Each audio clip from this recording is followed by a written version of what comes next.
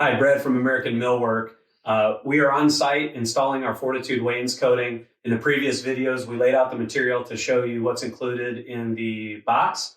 We prepped the wall by removing the baseboard and the chair rail. The next step is we're going to put our base and shoe moldings down. Before we do that, we want to make sure a couple things. We want to make sure the floor is level. And we also want to try to locate studs so that when we nail the base into the wall, we're getting a good secure connection. We're going to be using an air compressor and 2-inch finish nails. You can do this with hammer and nails. That's how easy this product is to install. But if you've got an air nailer, that's a great way to do it as well. So here's how we're going to find the studs and level the baseboard.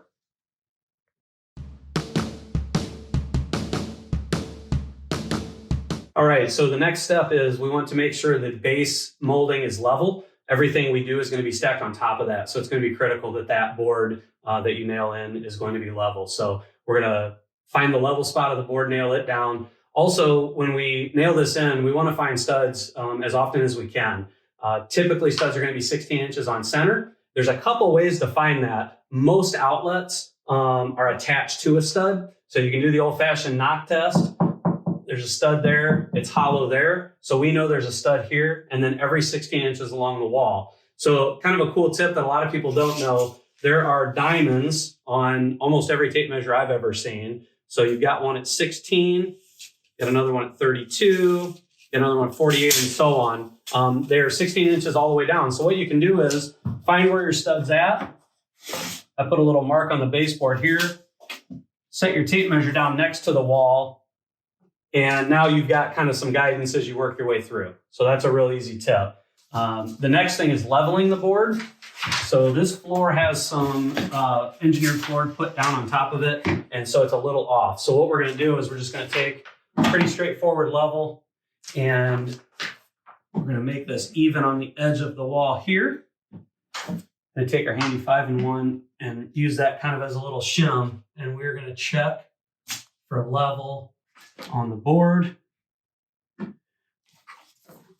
Once I'm happy with where I'm at, I'm just going to put one nail on the top just to hold this in. And now I don't have to worry about using two hands. We know this board's level. I'm going to work my way down. I'm going to put a nail at the top and a nail at the bottom every 16 inches so that the wall, the baseboard is secured, and then we'll move on to the shoe molding.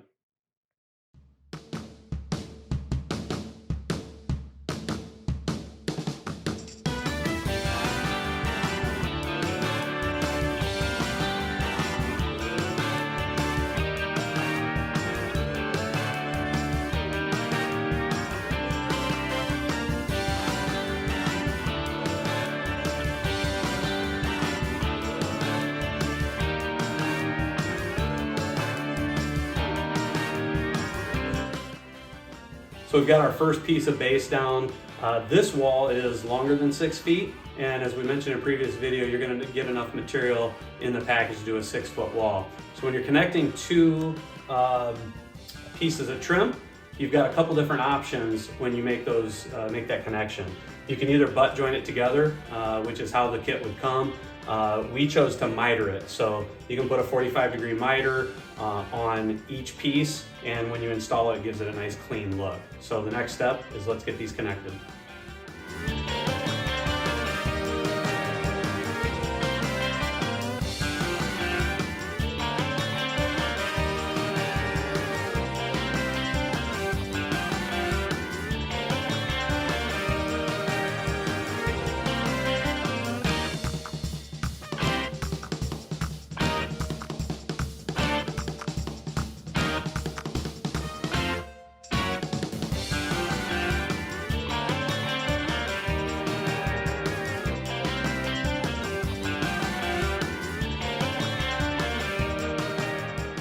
All right, the next step is we're going to install the shoe molding.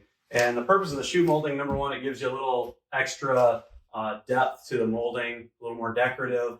The other thing it's going to do, since we made the baseboard level, if you have any gaps between the baseboard and the floor, this will hide that gap for you, give you a nice clean look. So this goes in the same way we did the baseboard. We know where our studs are at because we can see our nail marks. So it's going to make it really easy and really simple to install this. So we're going to make this flush. at the end so it matches up with our base. Shoot a nail in there to hold it. And then we'll just work our way down. You don't really have to worry about, you're going to be going into the base molding anyway, so you don't necessarily have to worry about hitting a stud, but it's always nice to give you that extra added security.